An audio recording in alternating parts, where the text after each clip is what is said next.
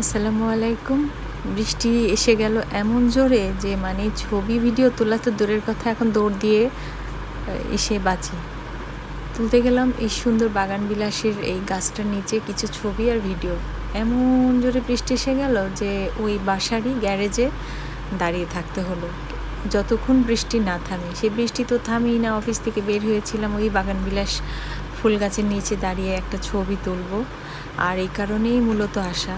কিন্তু আসতে না আসতেই বৃষ্টি চলে আসলো, আর কিছু করার নেই। তাই এই গ্যারেজের কাছে দাঁড়িয়ে থাকলাম। ভাবলাম গ্যারেজে শুধু শুধু দাঁড়িয়ে থাকবো, পাশাপাশি একটু ছবি ভিডিও করি। তাই ছবি ভিডিও করছি। আসলে কি খুব ইচ্ছা, মানে খুব সুন্দর সুন্দর কোনো জায়গা দেখলে সেখানে দাঁড়িয়ে একটা ছবি তোলার বা ভিডিও করার, কিন্তু অফিসের থেকে বের হয়ে যে ভিডিও করব সেটা আসলে হয় না, সুযোগও হয় না, সময় পাই না।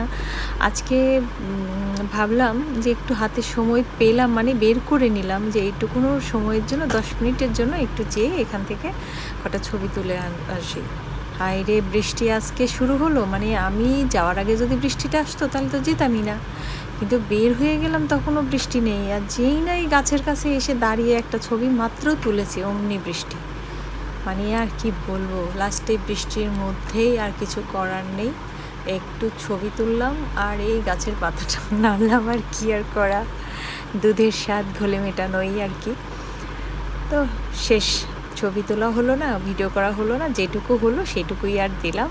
আর এই গাছটাতে এত ছোট্ট, মানে একেবারে মাটির সাথে আর কিছু দূর গেলেই এই গাছটা, সেখানে কাঁঠাল ধরে আছে, এত ভালো লাগছিল।